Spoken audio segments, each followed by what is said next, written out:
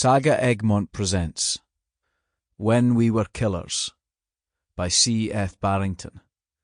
Read by Thoren Ferguson. Prologue. Life lingered in her. For 30 years those words have tortured me. They've burned holes in me and gnawed at my soul.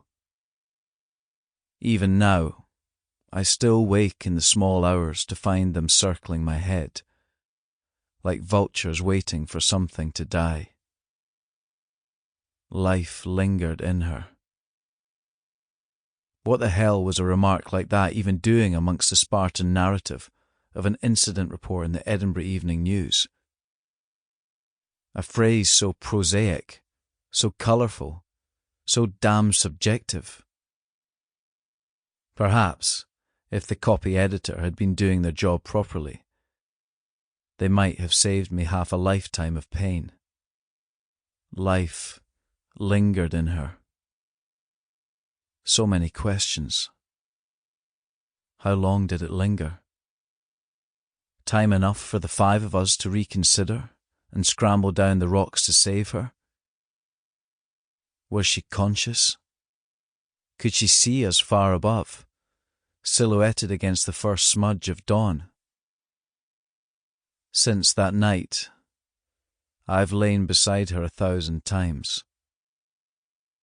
I've felt the implacable cold of the stone beneath her spines and tasted the iron tang of blood in her throat.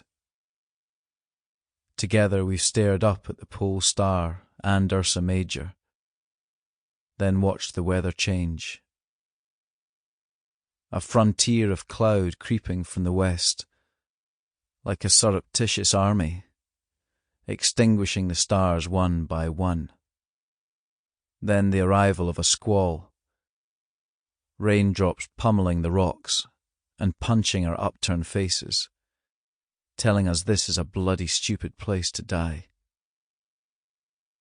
The rain really did hit hard that night, and only receded in the first pale inkling of morning, as we peered one final time over the edge, then fled for the car. She looked dead.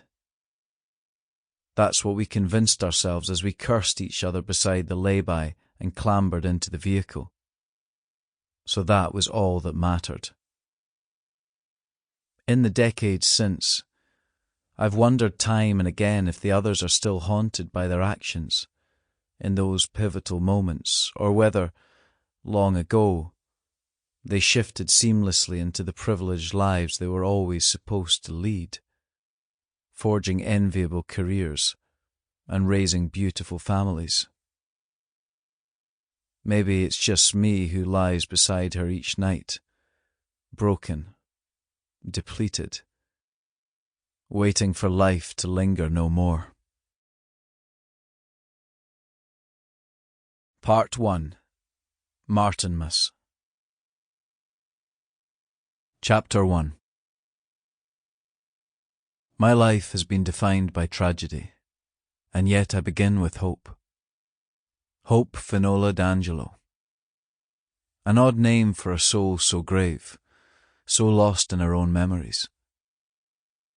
I think of her around our fires, flames dancing in her Titian eyes and making them sparkle copper, long legs pulled up in a protective hug, raven hair cascading onto her shoulders, her delicate nose scrunched and her brow furrowed. A woman who captivated me from the moment we met. "Humans have forgotten how to be nocturnal," she said once, her breath spiced with wine and warm against my cheek. "Everything thrilling happens under night skies." It was a typical Hope declaration, earnest, carefully deliberated, and strangely indisputable. Those words have stayed with me because they summed up everything we shared during that crazy period. The thrills, the tragedies, and the endless crepuscular heavens.